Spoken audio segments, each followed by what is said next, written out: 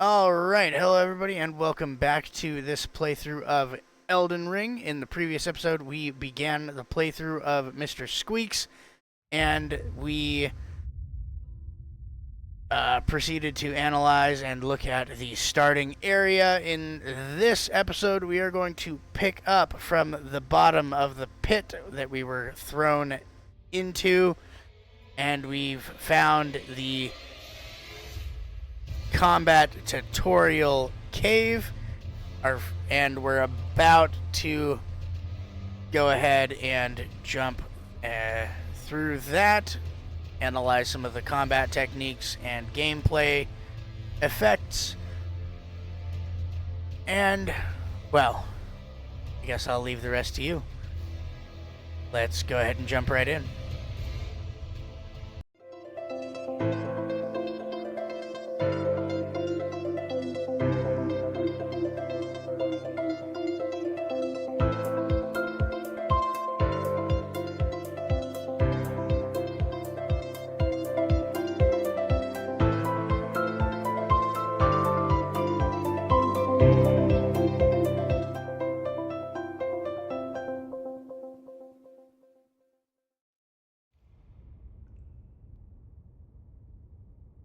Okay, so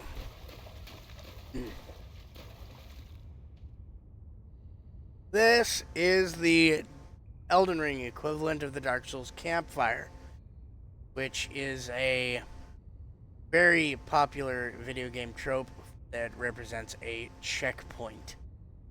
This is like a save location. Once I interact with this rest point, like so, it unlocks on my map. There it is. And then I can rest at it. Resting at it refills all of my flasks, resets all of the enemies around me, and I can interact with my flasks. I'll change how they're charged up, memorize spells, wait, lots of things like that. It also serves as a point of fast travel as you rest through.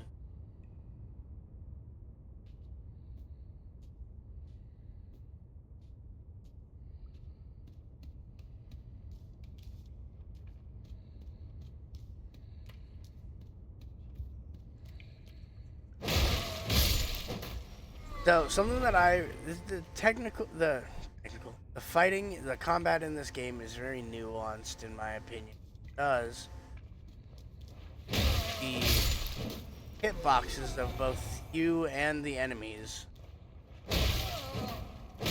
now is pretty darn sensitive.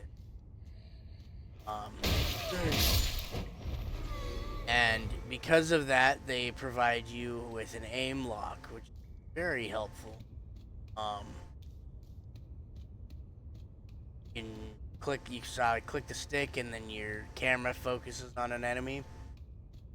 So when you push forward, your player is driven to approach that enemy, and then that helps you aim your attacks quite a bit better. Which is something that I do appreciate about this game. But there is something else I want to point out, and as we go through this tutorial area, look at how the game developers decided or ordered things. So we jumped down the cliff, alright? Now we're in the tutorial area. So the first thing that they teach us is about sites of grace, or the campfires, right? And that's the first thing that they teach us about. Click that. Alright, cool. Checkpoint. Then, from there, we face a single enemy.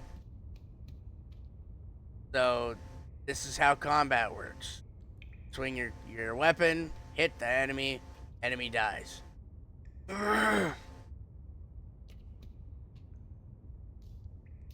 Then they give you a room. This room has 2 enemies in it.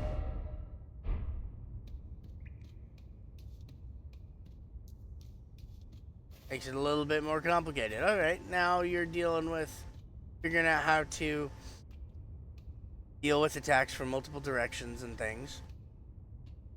Alright, now you've finished that, now you're getting the hang of combat. Let's teach you something else. Let's teach you how to get over this rock. For those of you that haven't figured out how to get over this rock yet. Can't get up there without jumping.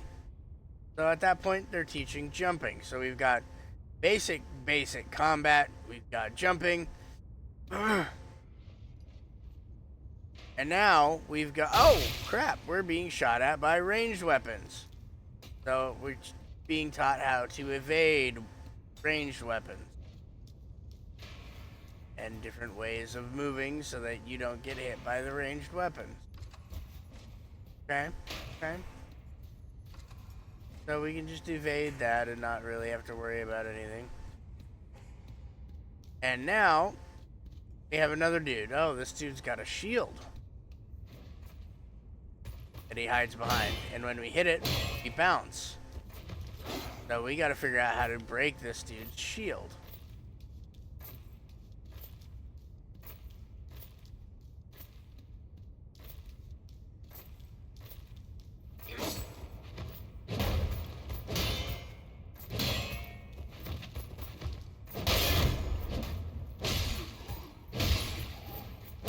Which is done by hitting him from a more vulnerable angle where he doesn't have his shield forward.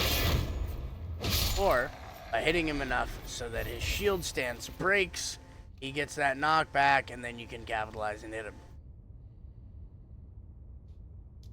Right, so there's more advanced combat here.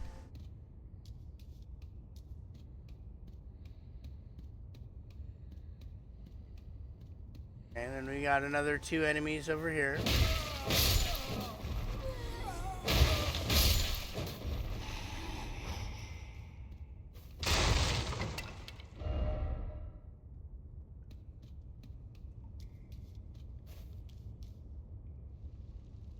Now we've got another dude.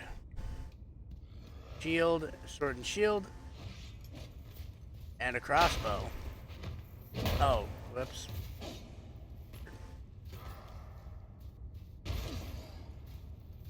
And so now we're learning that different weapon types and combinations move and fight very differently than others.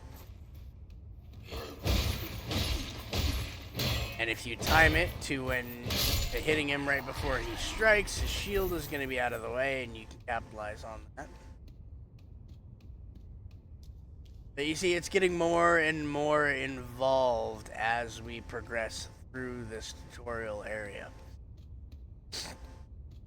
And that's deliberate. That's showing you how to play the game without giving you words that tell you how to play the game. Like, notice that too. There's no tool tips or anything like that that's like, press this button to attack. It just puts you through this series of obstacles that teach you by having you do rather than teach you by telling you how to do.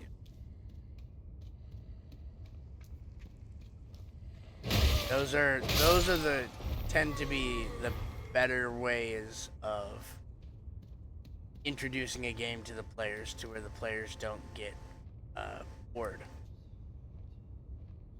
Now they're teaching you about stealth. Notice how this enemy is facing the completely opposite direction. Come up behind us. Oh, got a backstab. And when we come up behind our enemies, we hit them from the right point. We get that critical strike, and makes the player say, "Oh wait, what the heck just happened? That was fun. I wonder if I can do that again." And shows you that you can sneak through bushes like this, come up behind an enemy, and get another backstab. And so it shows the player that there is stealth elements to this game as well that can actually be utilized.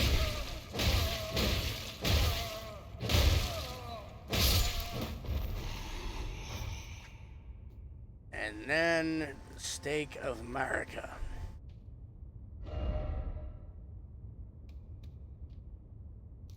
Okay, here's another thing that they're showing. God, ahead. So this is a fog wall. This is traditionally used in Souls games to separate the player and enclose them in a boss arena. So the player will traverse the mist and then find themselves on the other side of the mist inside a boss chamber that is blocked off, so you can't run away. And you are forced to either defeat the enemy or die.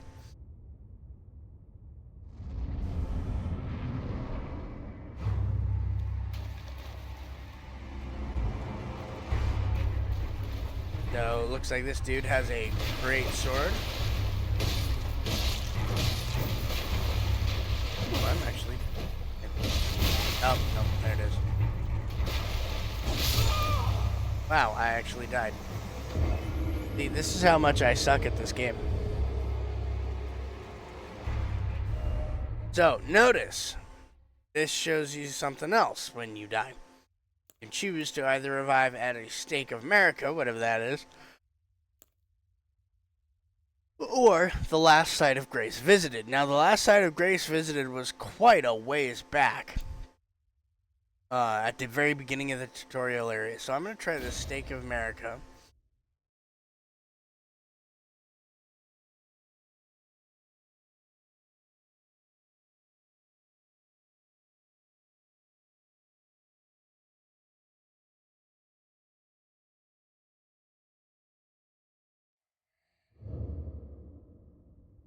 Which is right here, and we are just right back on the other side of this fog bank. Let's try that again.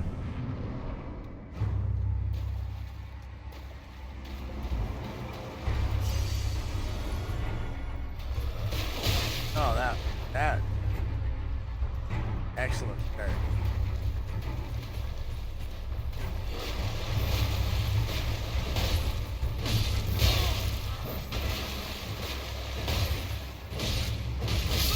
Dang it.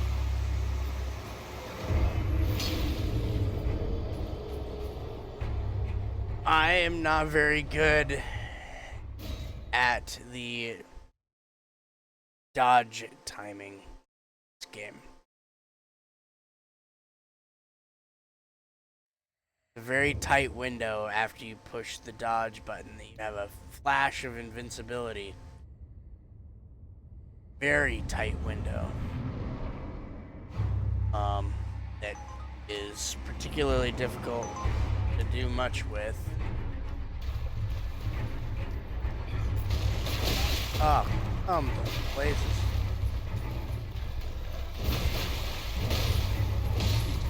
Don't get greedy. Stay behind him. I got greedy. There we go. That's better.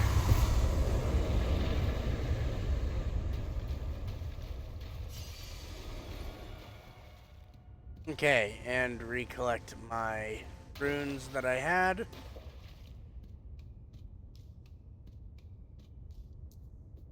And now that we've defeated that enemy, here we are back up at the top of the cliff, and we gain the strength emote. And there's the ghost that we talked to, the hole that we jumped down, and we can now jump down this and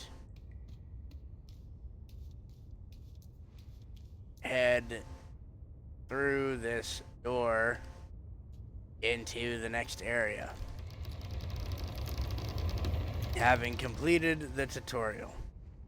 So, first thing that catches your eye as soon as you open this door, what is it? that light right there in front of us. So we step in, and our eyes are looking at that light, which immediately to the left of is this big column that's what's very well illuminated that goes up over this arch to the black tunnel using contrast and a very sparse room. Make it very, very, very, very abundantly, excessively obvious where the player is supposed to go. Again, in here, see a site of grace.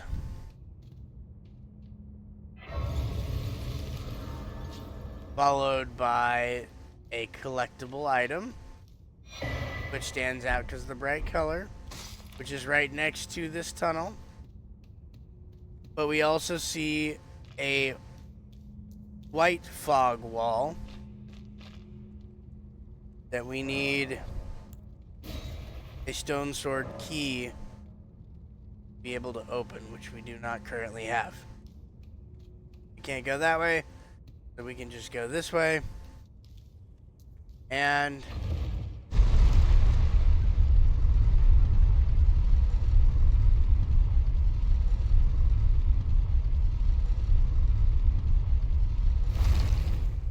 up we go. Looking all the way around, there's only one way forward, which is up here. Again, dark, highlighted by light, black, emphasized by white. And open the door, and we emerge out into the lands between.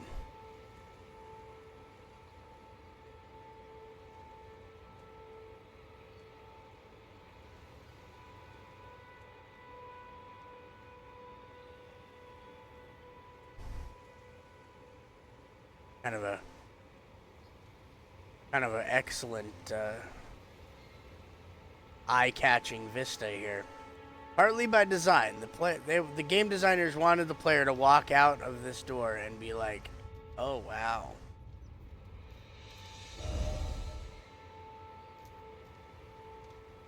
So from here, what do we see? What catches our eye? Site of Grace. Distant church building. Motion. Right?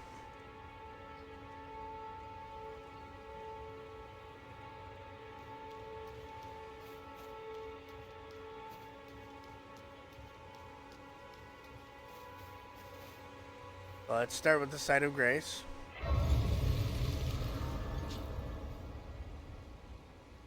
And then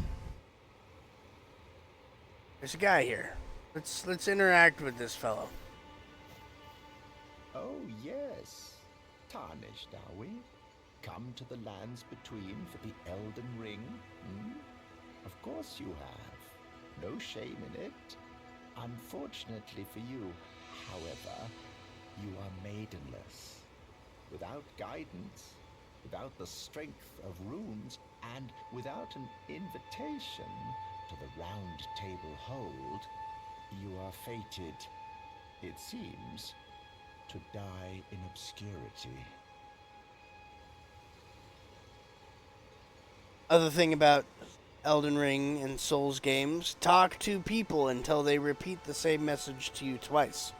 A lot of times they'll have more to say.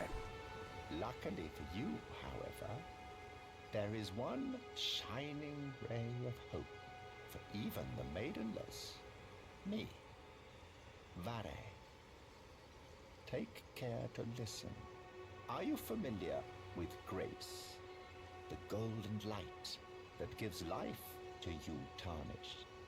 You may also behold its golden rays, pointing in a particular direction at times. That is the guidance of grace, a path that a tarnished must travel. Indeed. Grace's guidance holds the answers. It will lead you tarnished to the path you are meant to follow, even if it leads you to your grave. Okay, so that was as close to tutorial, like, this is what you're supposed to be doing, as you'll find in this game. Grace's guidance will reveal the path forward, most certainly. To Castle Stormvale, over on the cliff, the home of the decrepit demigod, Godric the Grafted. It's time you set off, I should think, to Castle Stormvale on the cliff, where Grace would guide you, if you seek the Elden Ring, maidenless as you are. Okay, so he has now told us where we're supposed to go. Interestingly enough, he is framed by the castle that he's talking about. On the cliff. What cliff? Oh, look, there's a cliff. Oh, look, there's a castle. Oh, that must be where I'm supposed to go. Talking about the guidance of Grace. You come back over here. Oh, look. It's this weird little arc thing. Oh, look, it's pointing at that church that caught my eye a minute ago. I should probably go to the church. So there is some guidance. However, now we have hit the open world. And we do not need to...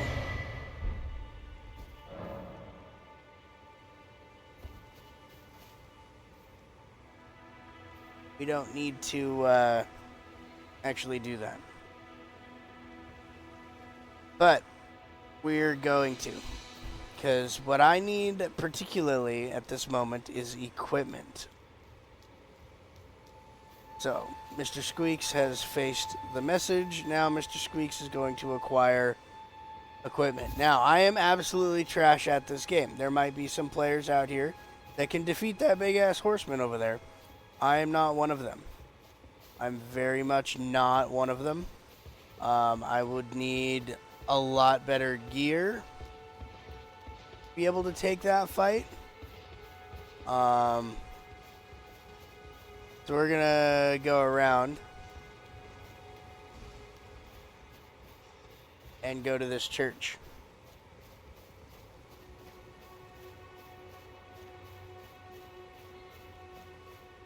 Where we encounter another side of Grace.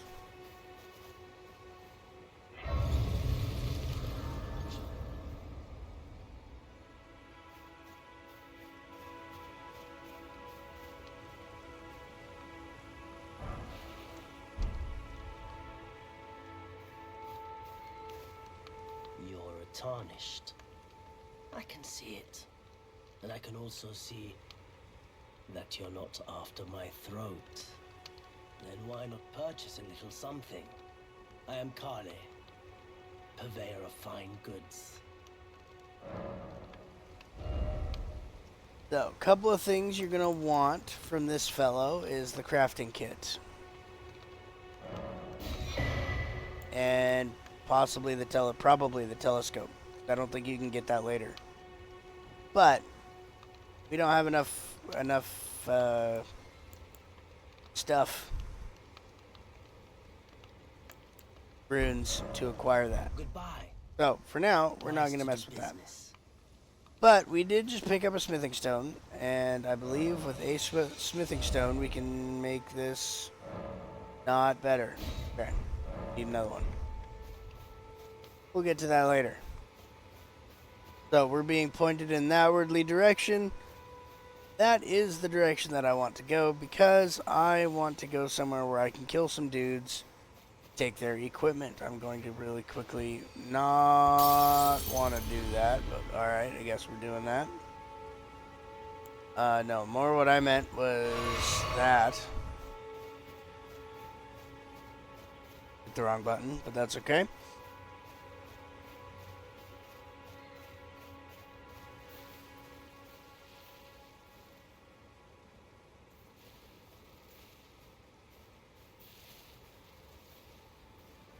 I don't know why I'm sneaking. I'm gonna try and get a backstab.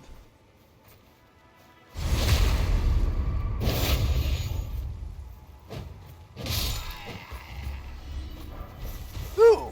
That is an excellent first drop. Some armor. That's better. Was not actually expecting that. Loot drops can be rare sometimes. Especially loot drops that are overly useful.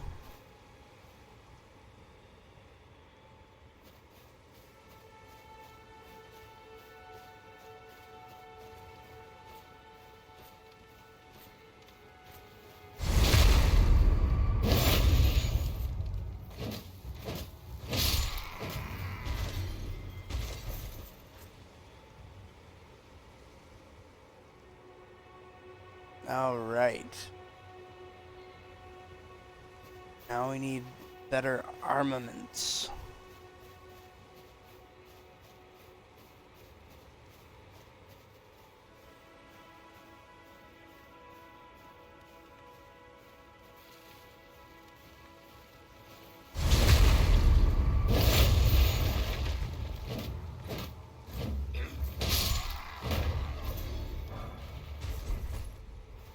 Throwing knives. Notice how all of these enemies are grouped up one at a time rather than everybody in the same place. Grouped up enemies will show up later or in another location, but at this point they just wanted the player to get used to killing stuff. There we go, there's a weapon. 115.9. 11. It's 114. This one's better. Alright, now that we got a better weapon here. Let's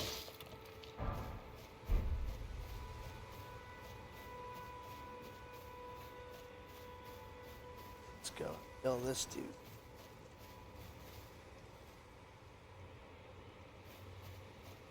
I believe this is the last dude this side of the hill.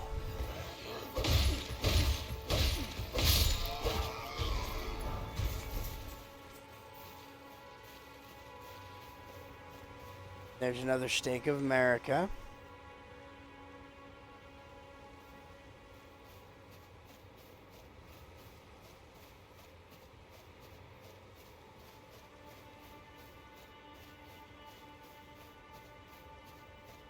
So let's dip into here real quick.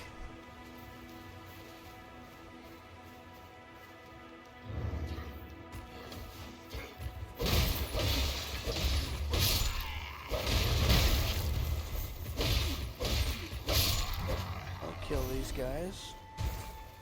Grab this. Heal.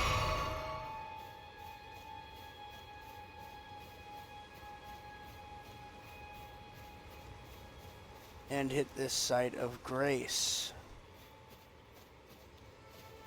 Save a checkpoint.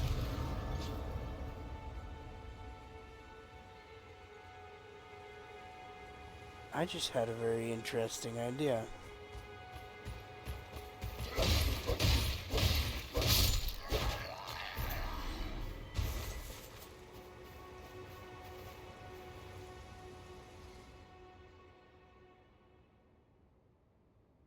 I'll have to try this very interesting.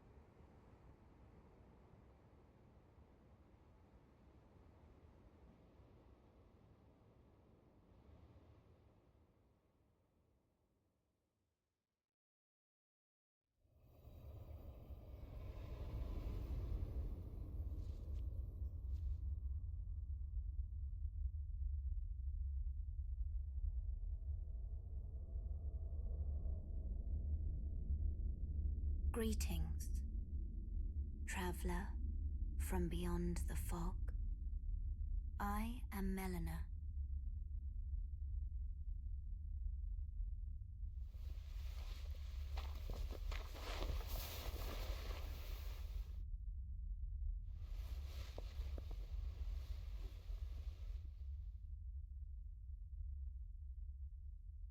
I offer you an accord.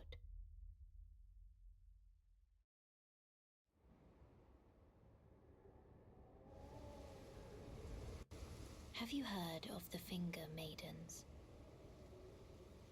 They serve the two fingers, offering guidance and aid to the tarnished.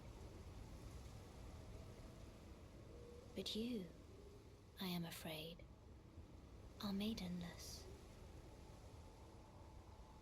I can play the role of maiden, turning runes into strength to aid you in your search for the Elden Ring. You need only take me with you to the foot of the Erd Tree. Then it's settled. Summon me by grace to turn runes into strength. Ah, another matter. I bequeath to you this ring. Use it to traverse great distances. It will summon a spectral steed named Torrent. Torrent has chosen you. Treat him with respect. Shall I turn? Let my hand share them with me. Your thoughts, your ambitions, the principles you would follow.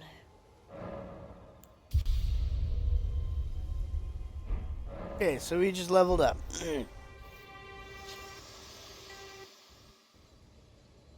In the next episode, I'm going to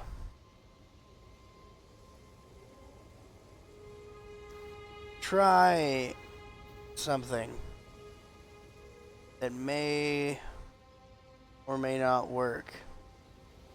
But I'm going to give it a shot and see what happens. But for now, thanks for watching, like and subscribe.